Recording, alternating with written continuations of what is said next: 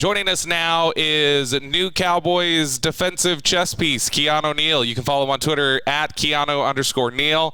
Keanu, how you doing? I'm well. Appreciate you having me, guys. Absolutely. Really excited to have you. I know the fans are excited to hear from you. They're excited you're here. You were one of the guys I think Cowboys fan base really targeted and looked at as somebody that could be a potential free agency addition after Joe Witt and Dan Quinn had come here. Talk about your decision to come to Dallas, why this was the right spot for you. Yeah, to start off, it was Coach Quinn and Coach Witt. Got a really good connection with those guys.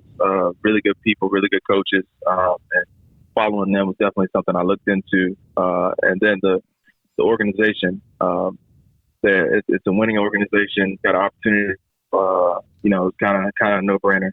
Now, you suffered a lot of injuries in 2018 with the ACL. You had an issue in 2019 with the Achilles. Last year, you were relatively healthy.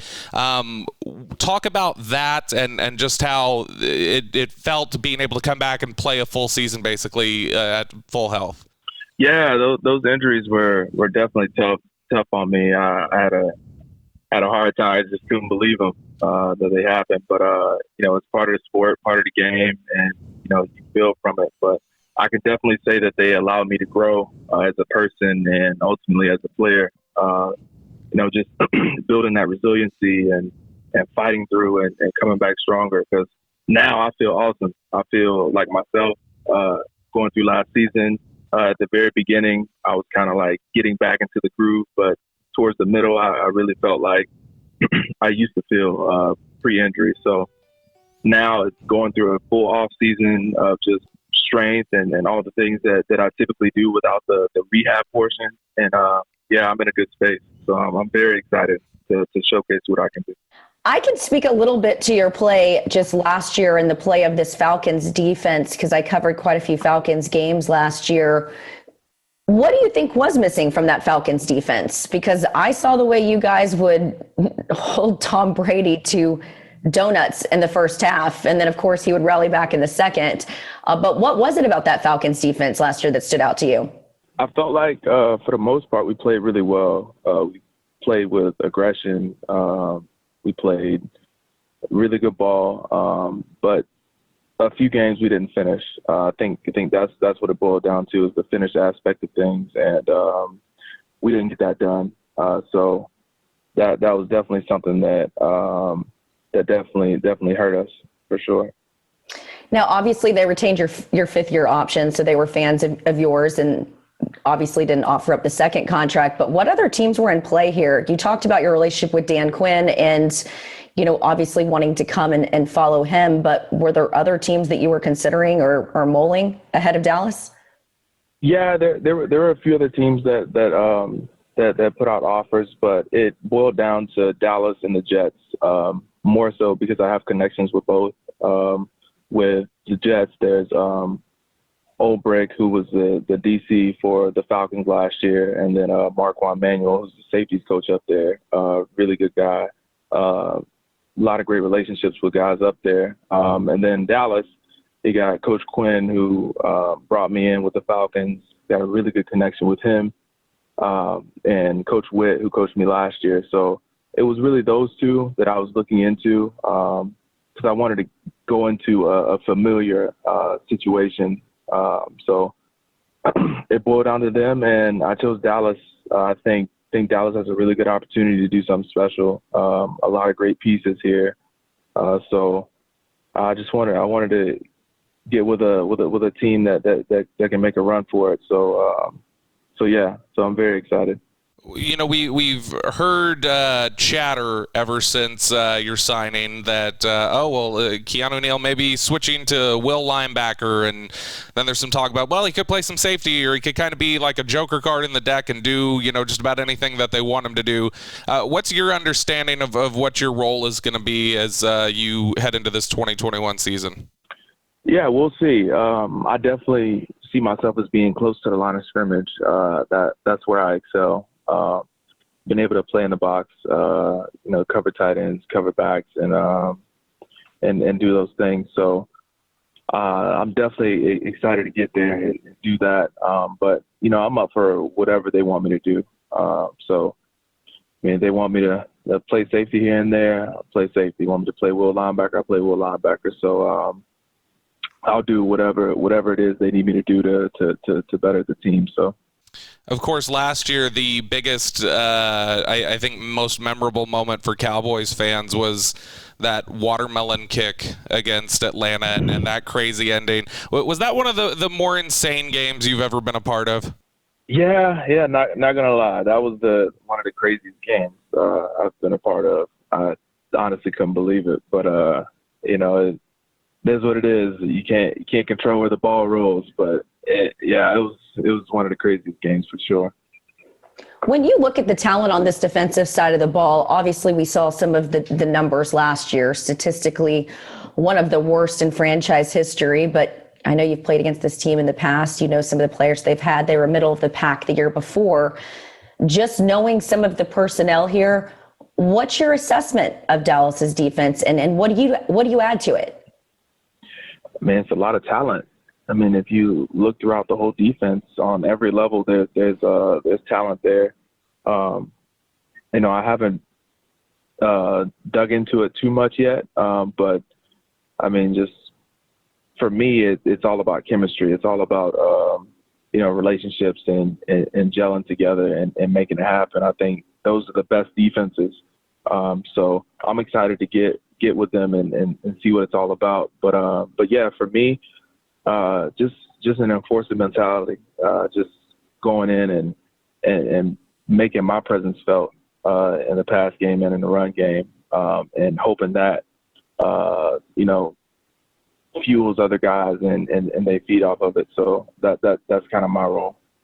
Some free agent signings have worked in Dallas, others haven't. We saw more didn't work last year, but we've seen guys like Randall Cobb who've come into that locker room and been bona fide leaders, even in their short time with the Cowboys. Given that you've already recognized the importance of relationships, have you reached out or heard from some of the Dallas players since your signing? No, not yet. Not yet. I haven't. But I know a few guys who are there that I've played with the Falcons, and then guys that I came up with, whether it be high school camps or the Pro Bowl and things like that. Who are some of those guys? Yeah, so with the Falcons, C.J. Goodwin, I got a really good relationship with him. So excited to get with him, play with him, and he's a really good dude. With the Pro Bowl and all those things, Ezekiel Elliott, and a few Dak other guys was there. Yeah, of course. You were there with a bunch of those guys. But I've met with them and talked with them here and there. So I'm sure the relationships will be there, and it'll be good to get together and get things going. I know last year when Dallas brought in Aldon Smith that Jim Tom Sula really relied on him heavily during the Zoom portion of OTAs and helping him get across the message of what he wanted them to do on the defensive line. Do you expect to have that sort of a role for Dan Quinn, coming in and helping some of the guys, picking up messaging and terminology? And do you think as much as your play, they want you to come in here and be a leader and a vessel for helping Dan Quinn implement what he wants?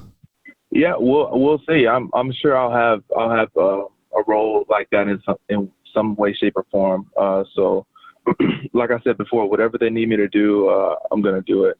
So if I have that role of kind of helping send the message out that he's sending, as far as like what he wants and the way he wants things done, I'll be that, and I'll do that. So yeah, we'll see how everything rolls out.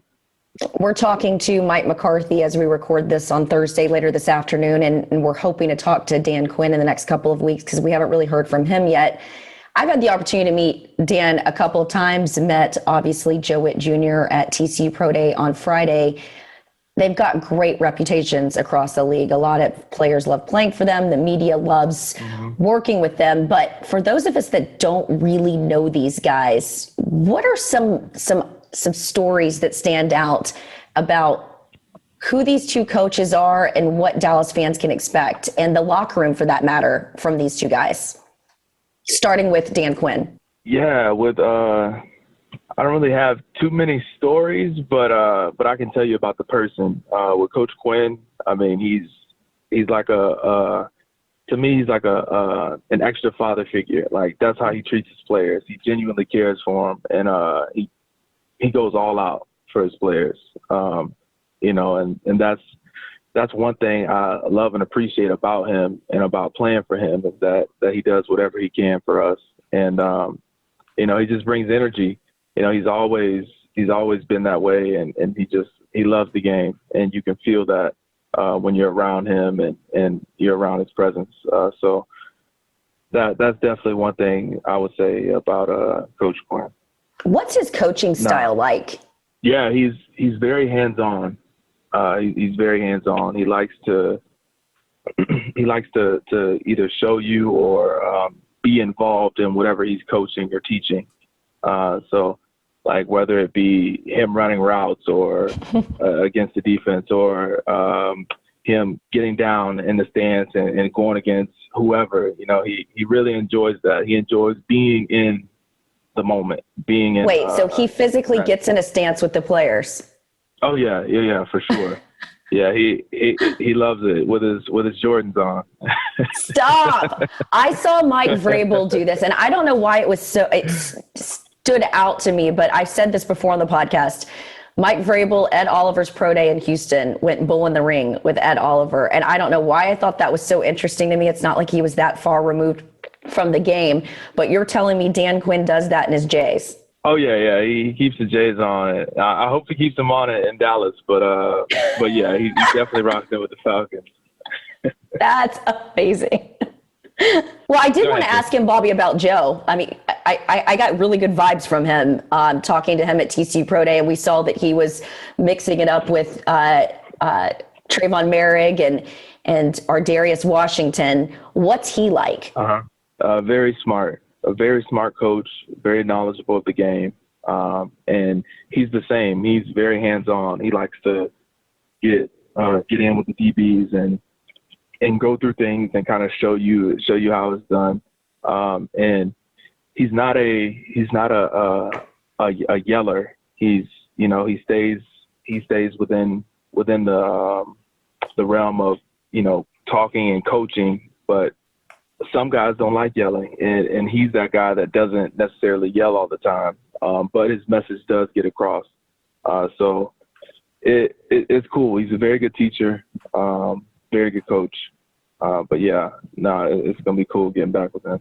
When we talked to you earlier, to pull the curtain back, full disclosure, we attempted to do Zoom, but that didn't quite work, as we see sometimes with technology and gremlins. But you were rocking the bucket hat, and you were in South Florida. The weather looks amazing. Have you picked a place to live in Dallas yet? Not yet. Me and my wife are still searching, trying to figure it out. I heard of a few places, few cities that are pretty nice, but yeah, we're still searching. So, is wife excited about the prospect of Dallas? Yeah, she's very excited. She loves Dallas. She heard it's a great place to live, and we have a little one on the way. So, it'll be. Heard it's a great place to raise children too. So now wait, Keanu, is this your first one? I need details. Yeah, I'm having a baby boy, and this is my first child. So, yeah, definitely blessed. Congratulations, Dad. Thank you, man. I appreciate it. How far away are we from this? Oh man, she is about 3.5 weeks away. Stop! Oh, that's exciting. Yeah, we're right around the corner. Well, I will tell you, there was a bit of a baby boom here in Dallas. Remember, Bobby, we were at training. It feels like years ago because of COVID. Training camp 2 years ago, I felt like every player decided it was time to have a baby, and there was a baby boom. So your son is going to be coming up with a lot of young Cowboys players and teammates, and even Randall Cobb's wife, who I got really close with when she was here, really smart girl. She loved Dallas and even told me that when his playing days are over, they wanted to come back. So I hope that you guys feel equally good about living here in Dallas. I'm a little biased. I grew up in the area, but we do tend to see a lot of players stay in Dallas. So I hope that works out for you and your family, and so excited for you. And God, what an exciting year that you've got ahead for you two. Right. Well, that's good to hear that, former players still love Dallas and want to go back and live there. So that's definitely a good thing. So, it's an exciting time, and got a lot of things to look forward to. So I'm excited. I'm ready to go. Well, thank you so much for taking the time to do this. And like I said, we were working out a couple of gremlins to get you on here. We know that you've had a busy couple of weeks. And like I said, you've got a lot going on in your personal life too. We cannot wait to meet you in Dallas. I know the fans are excited as well. Of course. I'm looking forward to it. Thanks guys for the time.